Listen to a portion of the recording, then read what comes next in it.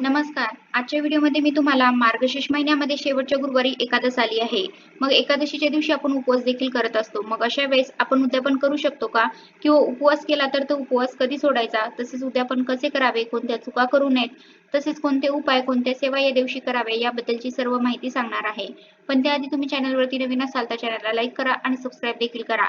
कमेंटमध्ये श्री स्वामी समर्थ किंवा ओम महालक्ष्मी नमः लिहायला विसरू नका. महालक्ष्मीचे व्रत सुख, शांती, समाधान, ऐश्वर्य मिळावे म्हणून तसेच श्री लक्ष्मीची आपल्यावरती सदैव कृपा राहावी म्हणून करण्यात येते. मार्गशीर्ष महिन्यातील पहिल्या गुरुवारी उपवास करून 4 गुरुवार हे व्रत करावे. शेवटच्या गुरुवारी या व्रताचे उद्यापन करावे असा नियम आहे. आता उद्यापन कसे करावे याबद्दलची माहिती आपण अगोदर बघूया. आता जेव्हा पण आपल्याला गुरुवारी उद्यापन करायचे असेल, त्या दिवशी आपण सकाळी लवकरच उठायचं आहे. अगदी तुम्ही ब्रह्ममुहूर्तावरती उठले तरी पण चालेल. या दिवशी आपण जी काही पूजा करू, सेवा करू, त्या सेवेचं फळ आपल्याला कित्येक पटीने मिळत असते. या दिवशी अंघोळ करताना अंघोळीच्या पाण्यामध्ये आपण 2 थेंब गंगाजल टाकावं. चिमूटभर हळद टाकावी. तसेच थोडेसे काळे तीळ टाकून आपण अंघोळ करावी. यामुळे आपल्याला पवित्र तीर्थस्थानी स्नान केल्याचं पुण्यफळ प्राप्त होत असतं. आता प्रत्येक गुरुवारी जशी आपण पूजा सेवा करत असतो त्याचप्रमाणे या दिवशी देखील आपल्याला पूजा सेवा करायची आहे.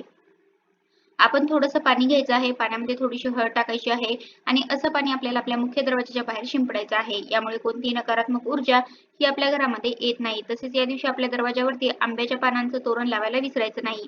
कारण की आपल्या मुख्य दरवाजावरती जर आंब्याच्या पानांचं तोरण असेल आणि एखादी व्यक्ती जर आपल्या घरामध्ये आली, अगदी त्या व्यक्तीच्या मनामध्ये तुमच्याबद्दल नकारात्मकता आहे किंवा तुमचं कधीच चांगलं त्या व्यक्तीला बघवत नाही, अशी व्यक्ती जरी आपल्या घरामध्ये आली तरी पण ती व्यक्ती आपल्या घरामध्ये सकारात्मक ऊर्जाच घेऊन येईल. तसेच आपल्या घरामध्ये देखील सुख, शांती, समृद्धी येईल.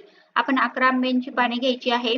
त्या आंब्याच्या पानांमध्ये गोल छिद्र असेल अशी आंब्याची पाने घ्यायची नाही. आता या प्रत्येक आंब्याच्या पानावरती आपल्याला स्वस्तिक काढायचं आहे. कुंकवाने स्वस्तिक काढावं. स्वस्तिक हे शुभतेचं आणि मांगल्याचं प्रतीक समजलं जातं. जिथे स्वस्तिक काढलं जातं तिथे नेहमी शुभ कामं ही होत असतात. एक स्वस्तिक आपण प्रत्येक आंब्याच्या पानांवरती काढायचं आहे. त्यानंतर आंब्याचं पान, नंतर सफेद फूल किंवा पिवळं फुल अशा प्रकारे 11 आंब्याची पाने आणि 11 सफेद फुलांचं आपण तोरण बनवायचं आहे. प्रत्येक फुलावरती आपण हळदी-कुंकू लावायचं आहे. त्यानंतर हे तोरण आपल्या मुख्य दरवाजावरती लावायचं आहे. तसेच आपण उंबरठ्याचं लेपन देखील करायचं आहे. दाराबाहेर आपण रांगोळी काढायची आहे. आता अगदी आपल्याला मोठी रांगोळी काढणे शक्य होत नसेल तर कमीत कमी आपण या दिवशी माता लक्ष्मीची पावलं देखील मुख्य दरवाजाच्या बाहेर काढू शकता. आता लक्ष्मीची पावलं काढताना आपण एका पावलामध्ये हळद टाकायची आहे तर दुसऱ्या पावलामध्ये कुंकू टाकायचं आहे. यामुळे साक्षात माता लक्ष्मीचा वास आपल्या घरामध्ये होत असतो. तसेच या दिवशी आपल्याला आपल्या घरामध्ये देखील स्वच्छता ही ठेवायची आहे. कारण की जिथे स्वच्छता असते तिथेच माता लक्ष्मी वास करत असते. आपण उद्यापन करतो तेव्हा ह्या दिवशी आपण महिलांना किंवा कुमारिकांना देखील बोलवत असतो. त्यामुळे आपल्या घरामध्ये स्वच्छता असणे हे खूप महत्त्वाचं आहे. आपण आपल्या घरामध्ये गोमूत्र शिंपडायचं आहे. अगदी चारही कोपऱ्यामध्ये, बेडरूममध्ये, हॉलमध्ये, किचनमध्ये गोमूत्र शिंपडावं. यामुळे आपल्या घरामध्ये जी काही नकारात्मकता आहे ती नकारात्मकता ही निघून जात असते व आपल्या घरामध्ये सकारात्मक ऊर्जेचा संचार होतो. आता आपण पोथी, कथा ही सकाळी वाचून घ्यायची आहे किंवा सकाळी जर शक्य नसेल तर तुम्ही सायंकाळी जरी कथा वाचली तरी पण चालेल. आता आपल्याला या व्रताचे उद्यापन करायचे आहे. तर यासाठी तुम्ही खीर ही बनवू शकता. कारण की खीर माता लक्ष्मीला अत्यंत प्रिय आहे. मग तुम्ही मखाण्याची किंवा तांदळाची खीर बनवू शकता. ती आपल्याला माता लक्ष्मी समोर ठेवायची आहे किंवा अगदी पुरणपोळीचा स्वयंपाक बनवणे शक्य असेल तर पुरणपोळीचा स्वयंपाक बनवला तरी पण चालेल. आपल्याला सर्वप्रथम माता लक्ष्मीला नैवेद्य ठेवायचा आहे. आता यानंतर आपण कथा वाचायची आहे, आरती करायची आहे. तसेच या दिवशी आपण दिवसभर दिवा प्रज्वलित ठेवायचा आहे. मग तुम्ही देवघरामध्ये शुद्ध तुपाचा किंवा तिळाच्या तेलाचा, मोहरीच्या तेलाचा दिवा प्रज्वलित ठेवू शकता. आता यानंतर जेव्हा आपण महिला आपल्या घरामध्ये येतील किंवा 7 कुमारिकांना आपण बोलवणार असाल, तर आपण आल्यानंतर त्यांचे पाय स्वच्छ धुवायचे आहे, पाय पुसायचे आहे, त्यांच्या पायावरती आपण स्वस्तिक काढायचं आहे. आपल्या परीने जेवढं आपल्याला जमेल तेवढं आपण करायचं आहे. कारण की या 7 मुली किंवा 7 स्त्रिया म्हणजे साक्षात माता लक्ष्मीचं रूप असतात. त्यामुळे आपण त्यांची पूजा ही करायची आहे. आता या 7 मुली किंवा 7 कुमारिका यांना आपण हळदी-कुंकू लावायचं आहे, त्यांना ओवाळायचं आहे. तसेच त्यांना एक-एक पुस्तकाची प्रत द्यायची आहे. मग तुम्ही त्यांना जेवायला देखील देऊ शकता किंवा जेवायला देणे शक्य नसेल तर तुम्ही एखादी भेटवस्तू म्हणून द्यायची आहे किंवा अगदी केळी दिली तरी पण चालेल किंवा तुम्ही अगदी सौभाग्याचा एखादा अलंकार दिला तरी पण चालेल. मग तुम्ही टिकली देऊ शकता किंवा हातातल्या बांगड्या देऊ शकता. कोणताही सौभाग्याचा अलंकार दिला तर आपल्या सौभाग्य हे अवतारित राहतं व आपल्याला माता लक्ष्मीचा आशीर्वाद मिळत असतो. त्यामुळे सौभाग्याचे अलंकार दिले तरी पण चालतील. आता 7 महिला असतील किंवा 7 स्त्रिया असतील, आपण त्यांचे दर्शन देखील घ्यायचं आहे. तसेच आपण मनातल्या मनात म्हणायचं आहे की माता लक्ष्मी तुझा आशीर्वाद माझ्या घरावरती सदैव राहू दे. माझ्या घरामध्ये सुख, शांती, समृद्धी येऊ दे. असे जेव्हा आपण त्या महिलांचे दर्शन घेत असतो तेव्हा आपण म्हणायचं आहे. आता त्या 7 कुमारिकांना आपण एक-एक भेटवस्तू दिल्यानंतर त्यांना जेवायला बसवायचं आहे. तसेच आपल्याकडून त्यांचा कोणताही अपमान होणार नाही याची काळजी आपण घ्यायची आहे. आता भरपूर ठिकाणी 7 महिला किंवा 7 कुमारिकांना जेवायला बोलवणे शक्य होत नाही. अशा वेळेस तुम्ही फक्त हळदी कुंकू लावलं आणि एखादी भेटवस्तू दिली तरी पण चालेल किंवा अगदी तुम्हाला जर घरी उद्यापन करणे शक्य नसेल तर मंदिरामध्ये देखील तुम्ही 7 महिलांना भेटवस्तू या देऊ शकता. तसेच या दिवशी आपण एखाद्या महिलेची ओटी देखील भरायची आहे. मग जवळपास असणाऱ्या कोणत्याही महिलेची ओटी भरू शकता. कारण की ओटी भरली तर आपल्याला माता लक्ष्मीचा आशीर्वाद मिळत असतो. तसेच आता या दिवशी उद्यापन करून झाल्यानंतर हे जे काही साहित्य आहे ते आपल्याला दुसऱ्या दिवशी उचलायचं आहे. मग त्यातील नारळ फोडून खाऊ शकता किंवा काही ठिकाणी नारळ फोडला देखील जात नाही. तो वाहत्या पाण्यामध्ये प्रवाहित करतात. त्यानंतर सुपारी आपण आपल्या तिजोरीमध्ये ठेवायची आहे, ज्यामुळे माता लक्ष्मी ही आपल्या घरामध्ये स्थिर स्वरूपामध्ये राहत असते.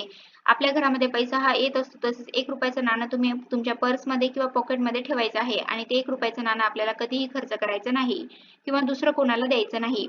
हे ₹1 नाणं जर आपल्यासोबत असेल तर आपल्याकडे पैसा हा येत जातो. तसेच आपण जे तांदूळ वापरले होते तर त्या तांदळाची आपण खीर देखील बनवू शकतो किंवा कोणताही गोड पदार्थ घरामध्ये बनवला तरी पण चालेल. तसेच कलशामध्ये जे पाणी आहे ते आपण आपल्या घरामध्ये शिंपडायचं आहे. मग बेडरूम, किचनमध्ये, हॉलमध्ये आपण हे पाणी शिंपडायचं आहे. यामुळे आपल्या घरामध्ये जी काही नकारात्मकता आहे ती नकारात्मकता आपल्या घराबाहेर जाईल व आपल्या घरामध्ये सकारात्मक ऊर्जेचा संचार होईल. ते पाणी आपण इतरत्र कुठेही टाकायचं नाही. तुम्ही तुळस सोडून दुसऱ्या एखाद्या झाडाला उरलेलं पाणी टाकू शकता. यानंतर बाकी काही फुले असतील, आंब्याचे पान किंवा विड्याची पाने असतील तर ती तुम्ही निर्माल्यामध्ये वाहत्या पाण्यामध्ये प्रवाहित केली तरी पण चालेल. आता या दिवशी आपण उद्यापन कधी करायचं आहे? आता जर तुम्ही एकादशी धरत असाल, एकादशीचा उपवास करत असाल तर तुम्ही अशा वेळेस उद्यापन हे त्या दिवशी करू शकता. पण एकादशीचा उपवास हा दुसऱ्या दिवशी सोडला जातो. त्यामुळे आपण उपवास दुसऱ्या दिवशी सोडायचा आहे. किंवा जर तुम्हाला शंका वाटत असेल तर तुम्ही अगदी पौष महिन्यामध्ये पहिल्या गुरुवारी देखील उद्यापन हे करू शकता. तसेच ज्या पण महिला एकादशीचा उपवास व व्रत करत नाहीत अशा महिलांनी मार्गशीर्षच्या शेवटच्या गुरुवारी म्हणजेच एकादशीच्या दिवशीच आपण उद्यापन हे करायचं आहे. तर आता आपल्याला मासिक धर्म असेल किंवा सुतक असेल तर अशा वेळेस आपण उद्यापन करू शकतो का? मासिक धर्म सुतकच्या काळामध्ये आपण पोथी पुस्तक दुसऱ्या महिलेकडला वाचायला लावायचं आहे किंवा तुमच्या मुलीला देखील हे पुस्तक वाचायला लावू शकता. आरती करायला लावायची आहे. पण आपण या दिवशी मग उद्यापन करू शकत नाही. अशा वेळेस तुम्ही मार्गशीर्ष संपल्यानंतर जो पहिला गुरुवारी येईल त्यावेळेस तुम्ही उद्यापन केलं तरी पण चालेल. तसेच या मार्गशीर्ष गुरुवारी भांडण, तंटे, वादविवाद होणार नाही याची आपल्याला काळजी घ्यायची आहे. तसेच आपण जे काही जेवण बनवणार आहोत ते जेवण हे सात्विकच असावे. त्यामध्ये कांदा, लसूण यांचा समावेश नसावा. अगदी घरातील दुसऱ्या व्यक्तीसाठी देखील जेवण बनवत असाल तर त्यामध्ये देखील कांदा, लसूणचा वापर करायचा नाही. तसेच वांग्याची भाजी असेल, भोपळ्याची भाजी असेल, गोबीची भाजी असेल या तिन्ही भाज्या आपण उद्यापन करताना त्या नैवेद्यामध्ये ठेवायच्या नाही. आपण गोडच पदार्थ बनवायचा आहे. पुरणपोळीचा स्वयंपाक करू शकता किंवा दुसरा कोणताही गोड पदार्थ बनवला तरी पण चालेल. तर अशा प्रकारे आजच्या व्हिडिओमध्ये मी तुम्हाला मार्गशीर्ष महिन्यामध्ये शेवटच्या गुरुवारी एकादश आली आहे. मग एकादशीच्या दिवशी आपण उपवास देखील करत असतो. मग अशा वेळेस आपण उद्यापन करू शकतो का? किंवा उपवास केला तर तो उपवास कधी सोडायचा? तसेच उद्यापन कसे करावे? कोणत्या चुका करू नये? तसेच कोणते उपाय, कोणत्या सेवा या दिवशी करावे याबद्दलची सर्व माहिती सांगण्याचा प्रयत्न केला आहे. कसा वाटला तुम्हाला माझा आजचा व्हिडिओ? कमेंट करून नक्की सांगा. धन्यवाद.